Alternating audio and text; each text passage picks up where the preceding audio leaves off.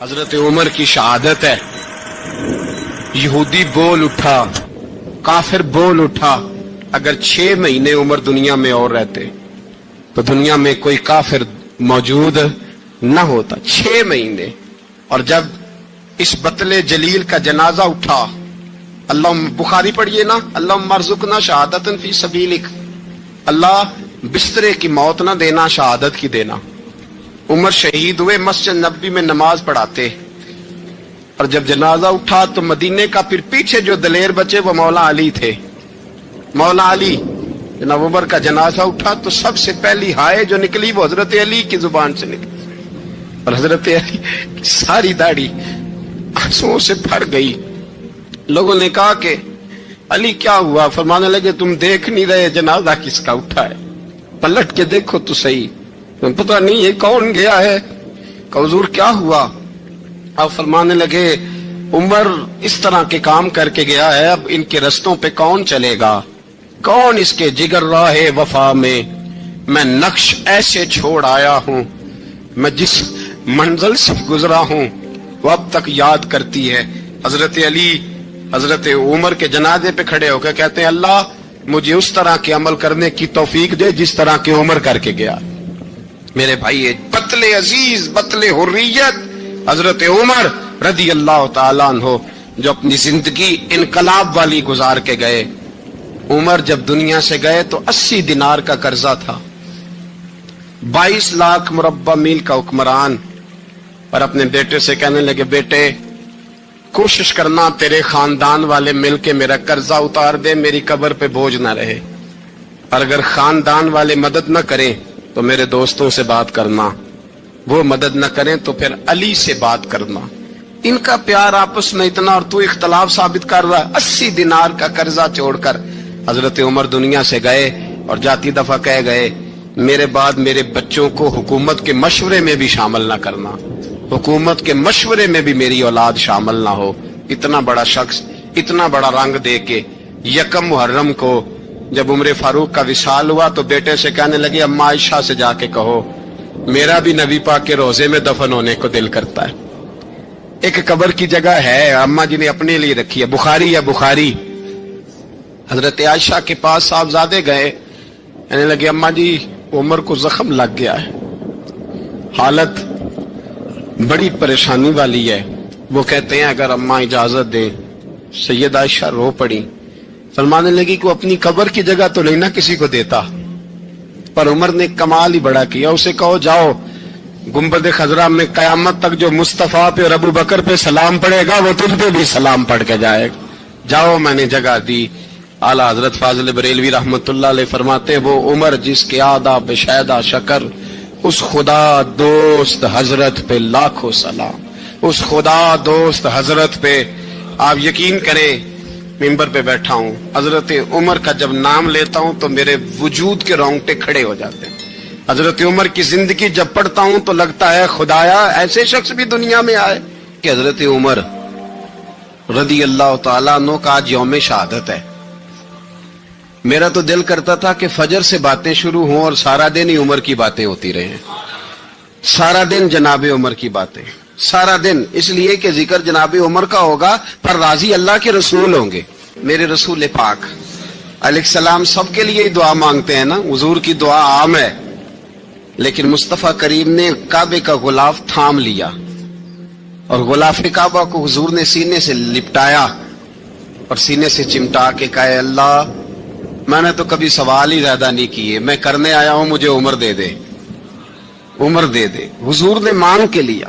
اور پھر جب جس کو حضور مانگے اللہ سے, حضرت عوف بن مالک اشجعی ایک صحابی ہیں, حضرت عوف بن مالک رضی اللہ تعالیٰ عنہ فرماتے ہیں کہ جناب ابو بکر صدیق کا زمانہ تھا تو میں نے خواب دیکھا,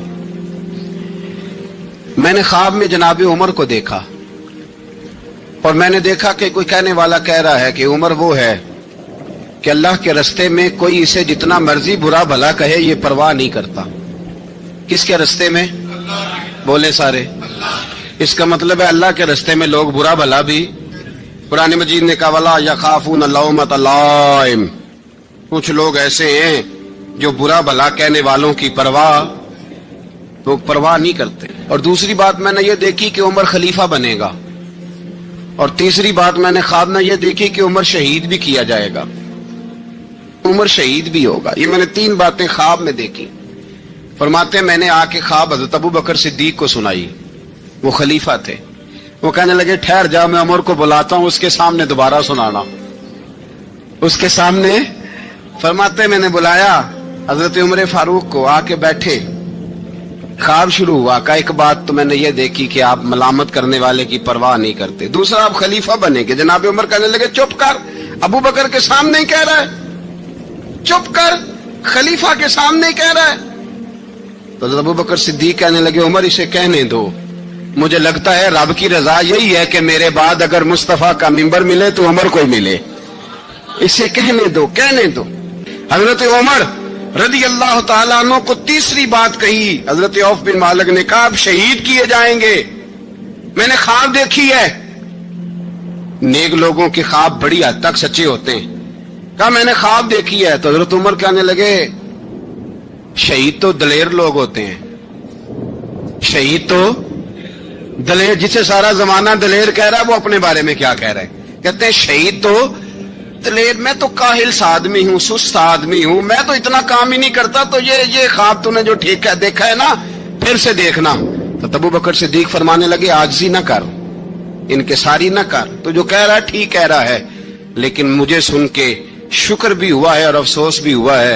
افسوس اس بات کا کہ تیرے جیسا بطل عظیم چلا جائے گا، اور شکر اس بات کا کہ رب تجھے زندگی بھی اعزاز والی دے گا، اور شہادت کی موت دے کے اللہ تجھے موت بھی عزت والی عطا فرمائے گا۔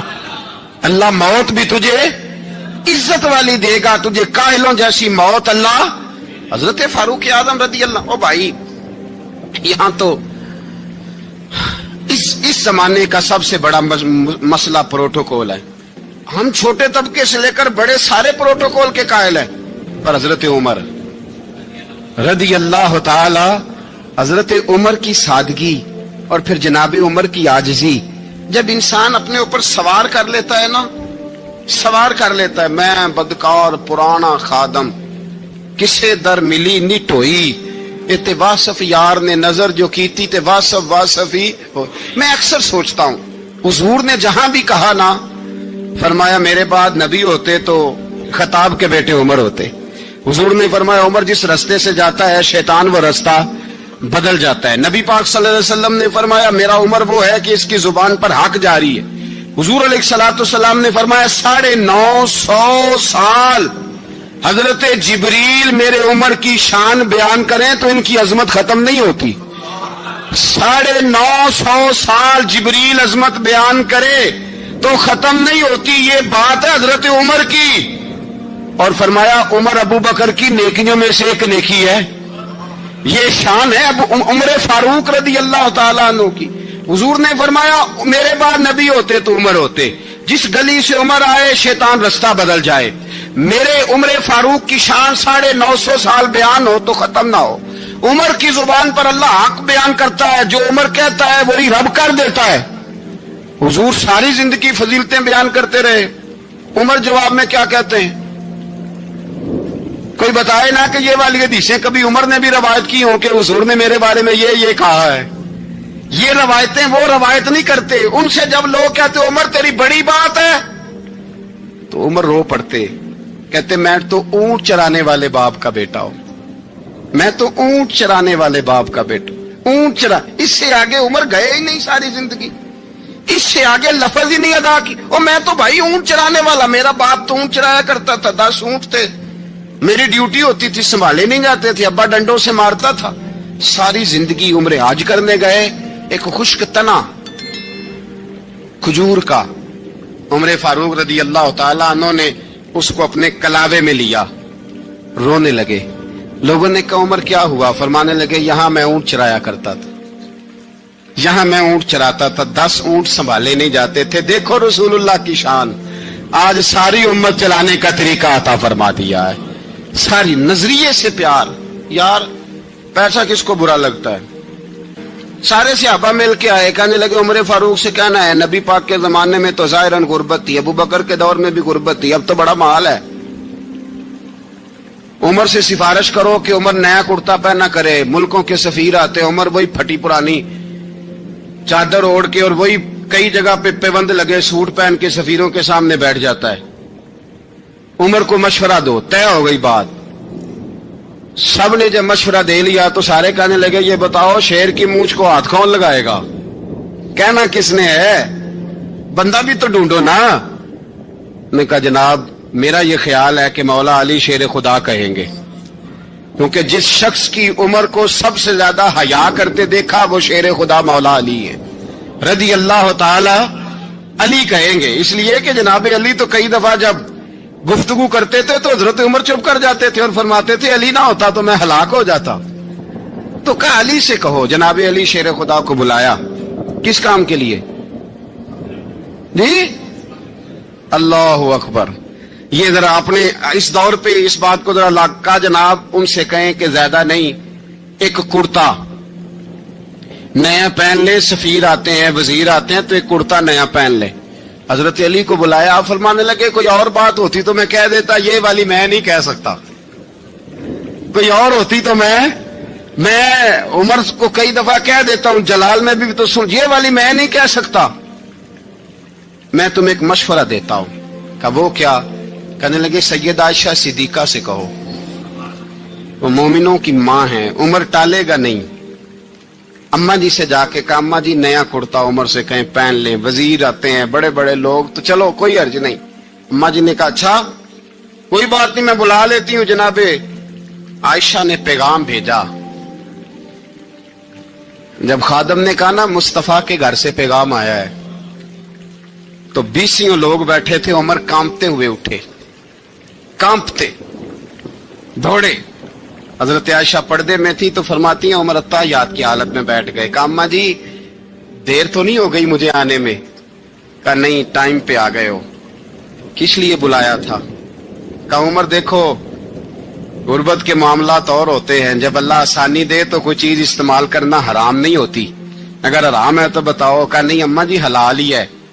تو فرمایا پھر اتنے سفیر آتے ہیں مشیر آتے ہیں, اب تو مال غنیمت بڑا آتا ہے, ڈھیر لگ جاتے ہیں مسجد میں, تو چل ایک نیا کرتا تم بھی پہن لیا کرو.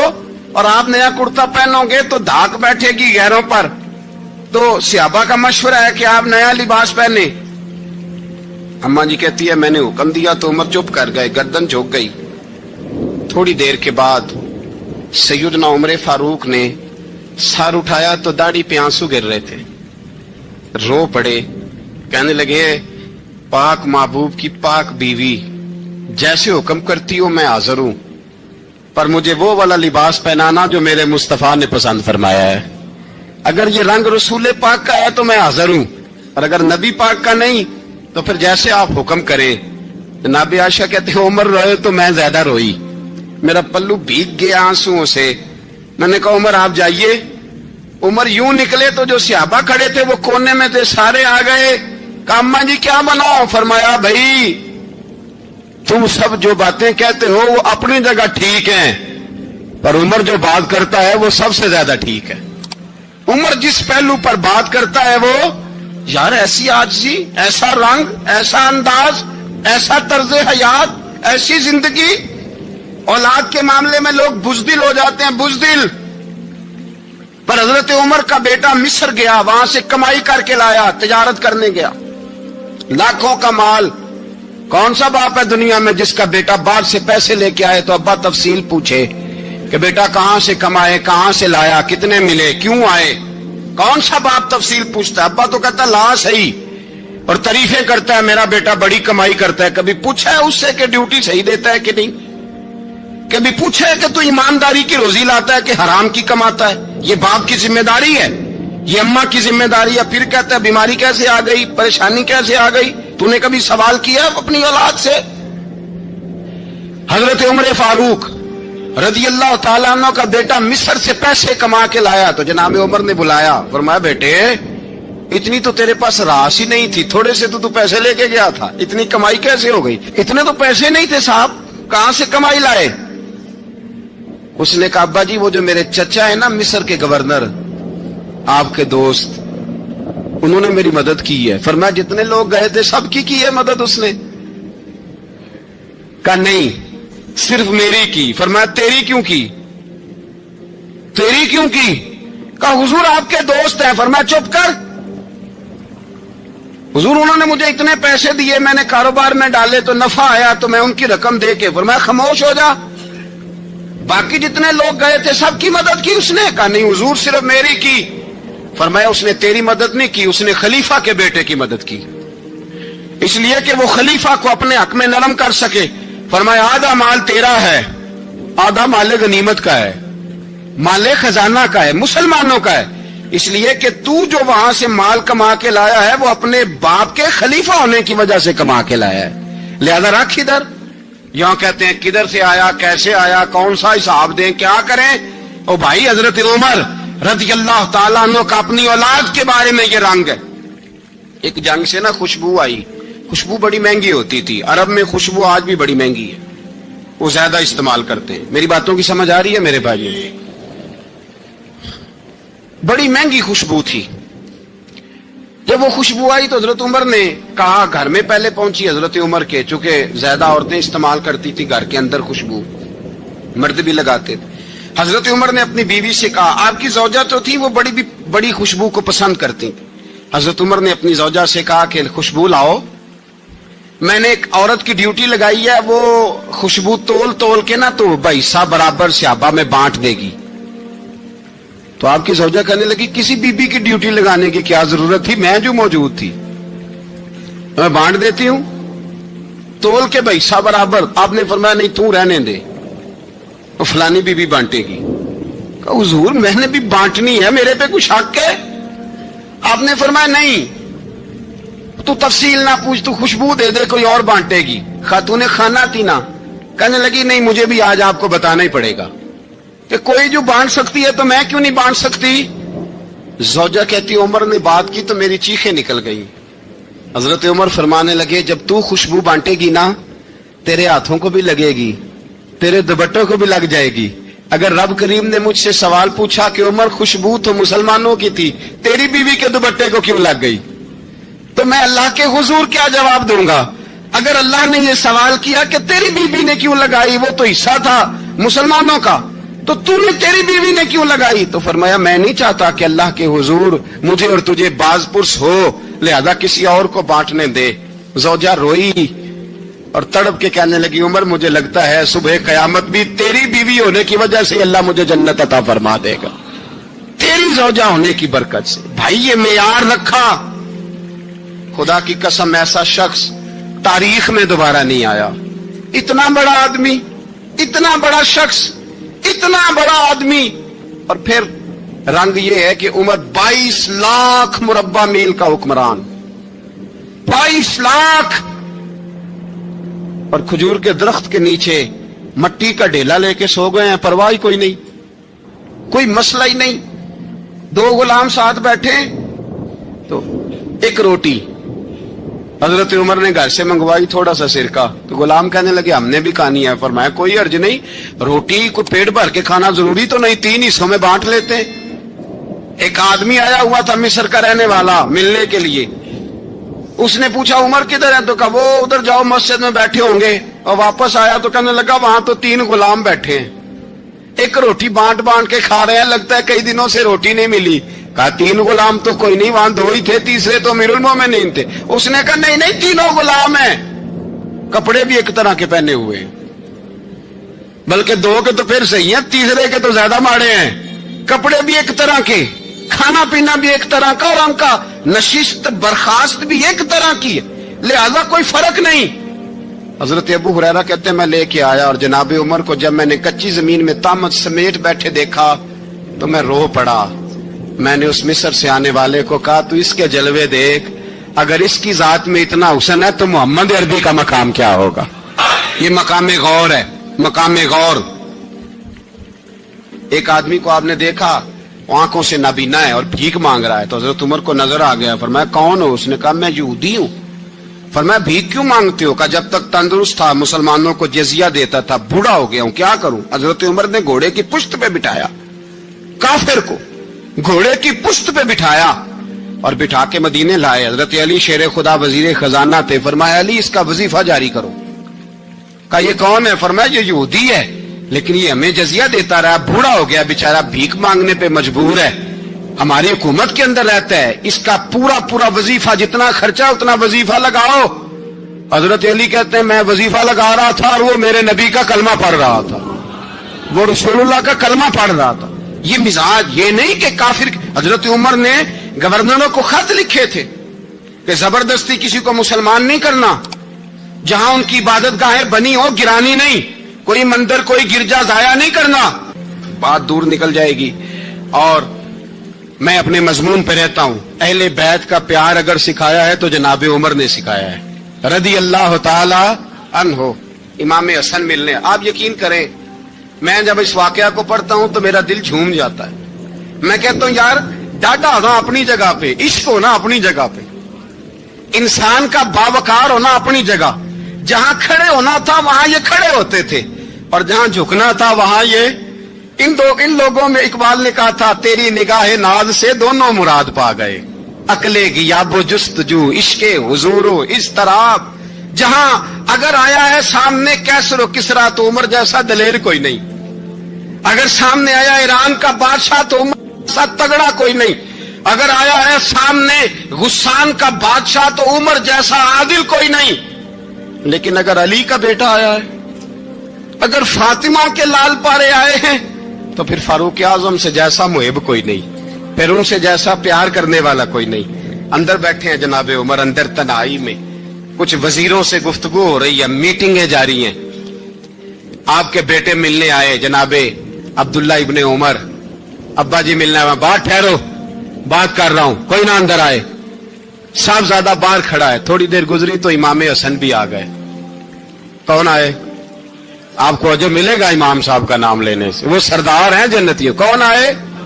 سارے بولیے امام حسن، تیری نسل پاک میں ہے بچہ بچہ نور کا، تو ہے نے نور تیرا سب خرانا۔ امام حسن آئے تو حضرت عبداللہ ابن عمر کو دروازے پہ کھڑے دیکھا، کہا امیر المومنین کہاں ہیں؟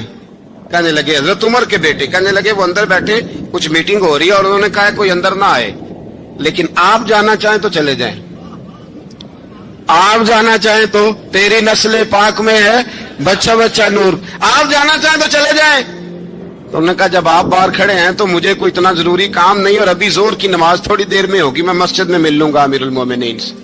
یہ بات کہہ کے امام حسن چلے گئے۔ یار اتنی بڑی بات نہیں تھی، اتنی بڑی بات نہیں تھی۔ وہ میرے استادوں کا بیٹا بھی آئے تو کہا ٹھیک ہے جی وہ سوئے ہوئے ہیں، کوئی غرض نہیں یار میں ٹھہر کے آ جاؤں گا، کوئی بڑی بات نہیں تھی، دیکھا جائے تو بڑی بات نہیں تھی، پر بات بہت بڑی تھی، اس لیے کہ یہ خالی حسن نہیں، یہ حسن ابن علی ہے، یہ حضرت فاطمہ کے لخت جگر۔ حضرت عمر باہر نکلے، عبداللہ ابن عمر سے پوچھا کوئی آیا تو نہیں؟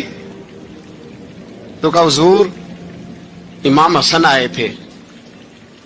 تو کہا پھر شہزادے کو اندر کیوں نہیں بھیجا؟ کہا میں نے کہا تھا۔ وہ کہنے لگے اگر امیر المومنین مصروف ہیں تو میں ظہر میں مل لوں گا۔ حضرت عمر رونے لگے، فرمایا بیٹے تو نے اچھا نہیں کیا۔ پھر مسجد نہیں گئے، سیدھے امام حسن کے دروازے دستک دی، امام حسن باہر آئے، کہا شہزادے آئے تھے تو ملے کیوں نہیں؟ تو امام حسن کہنے لگے حضور آپ کا اپنا بیٹا دروازے پہ کھڑا تھا، آپ کا اپنا بیٹا دروازے پہ کھڑا تھا، اور منع بھی کیا تھا آپ نے تو میں زور میں مل لیتا۔ حضرت امام حسن فرماتے جوش جذبات میں جناب عمر نے سر سے پگڑی اتار دی، جوش جذبات میں کہنے لگے حسن میرے بیٹے کا اور آپ کا کیا مقابلہ؟ کیا اس کی ماں کا نام فاطمہ الزہرا ہے؟ کیا اس کی نانی کا نام خدیجہ الکبریٰ ہے؟ کیا اس کے نانے کا نام محمد مصطفیٰ ہے؟ آپ کا اور اس کا کیا مقابلہ؟ پھر رو پڑے اور کہنے لگے بیٹے میں مکے کے صحراؤں میں اونٹ چرایا کرتا تھا، یہ جو میرے سر پر عزت کے بال ہیں یہ تیرے نانے کے اگائے ہوئے، میں مکے کے خبردار شہزادے خبردار۔ او بھائی اہل بیت نبوت کے ادب کا رنگ اگر سکھایا ہے تو سیدنا عمر نے سکھایا ہے۔ حضرت فاروق اعظم کے